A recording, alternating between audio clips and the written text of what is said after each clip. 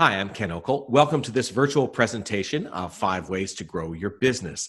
I'm a motivational keynote speaker who is spending more and more time in the virtual world. Let's get started with these actionable tips. The first one is to consider in your organization. Do you want to keep doing what you're doing? Is it giving you the level of success and growth that you need? I want you to think about watermelon for a second. I enjoy watermelon.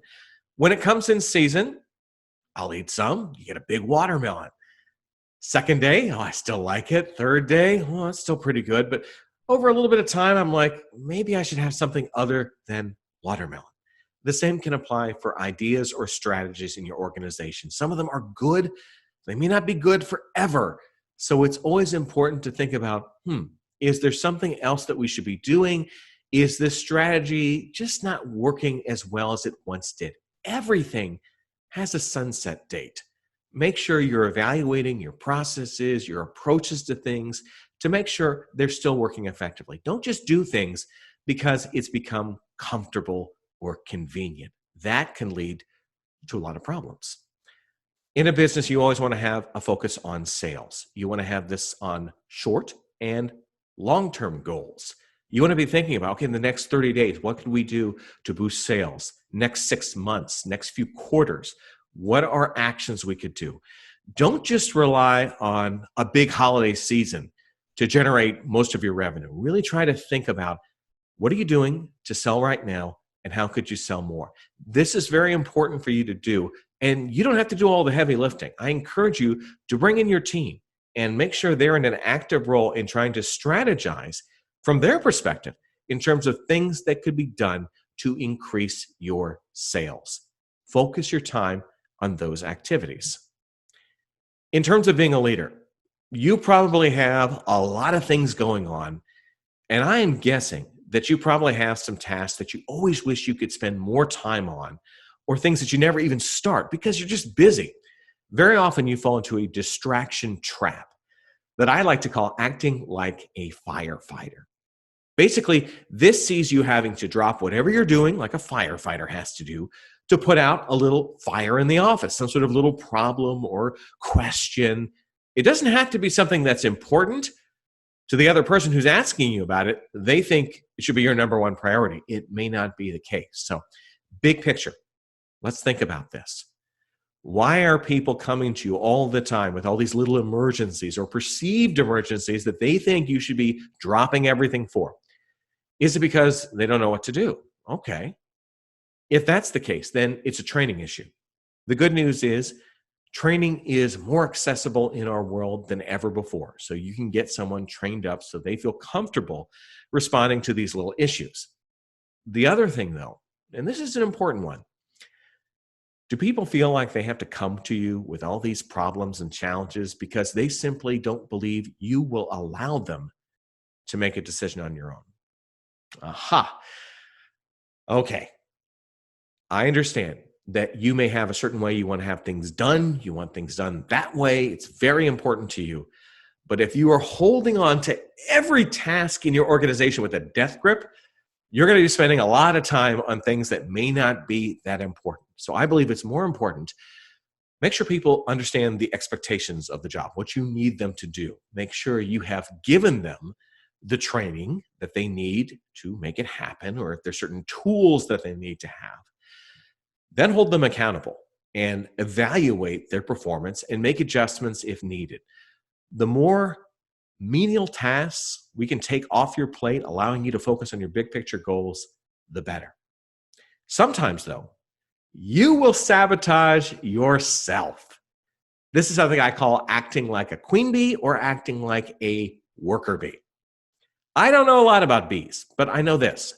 In the beehive, the queen bee, her responsibility is the health of the hive. That's it. And that's a huge job right there. The worker bees, they're in charge of defending the hive, building it up, doing a whole bunch of other stuff.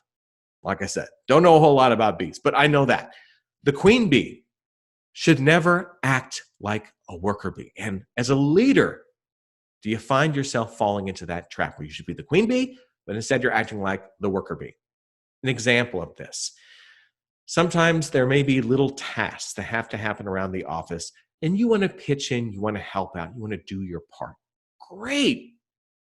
That's fantastic.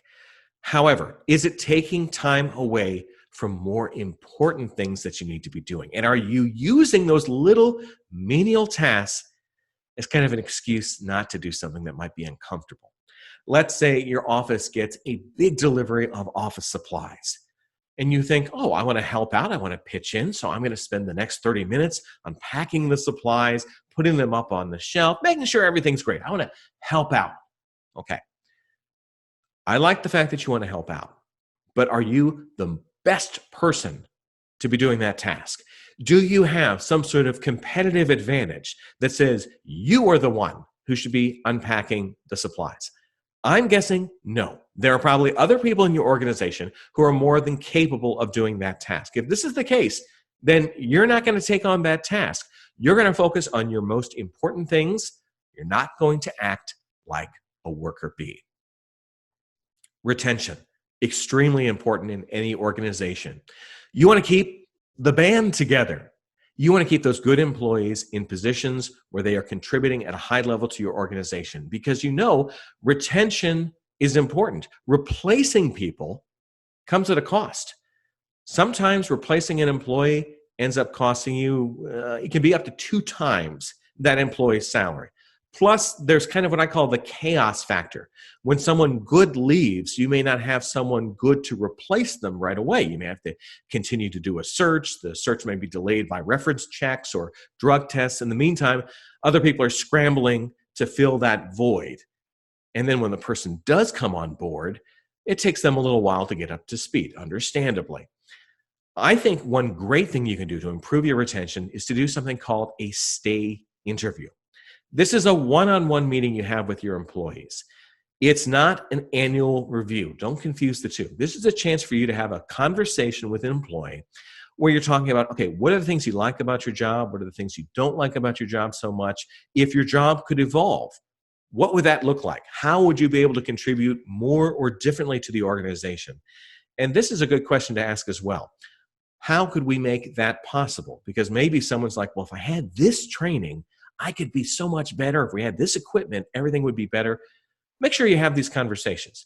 You probably cannot act on everything that someone's asking about, but even just having that talk may make an employee feel like, you know what, this is a good place for me. This is a place where I want to stay and continue to contribute. So just by having that conversation, you can help your organization tremendously. Keep the band together. One of the other tips, what's your secret sauce? What are the things that your organization does really well? Are you communicating that to the marketplace? Sometimes we say it once and we never repeat it. And I think all great brands have a certain element of repetition where they have that secret sauce and they make sure that you know about it. If you don't tell people about this, they will fill it in with what they think your secret sauce is, and they might be wrong. For instance, their secret sauce may be price, but you may offer a higher product where it costs more, but you're getting a premium result. Therefore, you don't want them thinking of you, evaluating you on the basis of price. You want them to be thinking about you as a premium product. So you want to make sure that whatever you do well in your business, you're communicating and you're repeating. Rinse and repeat. Make sure you're doing that.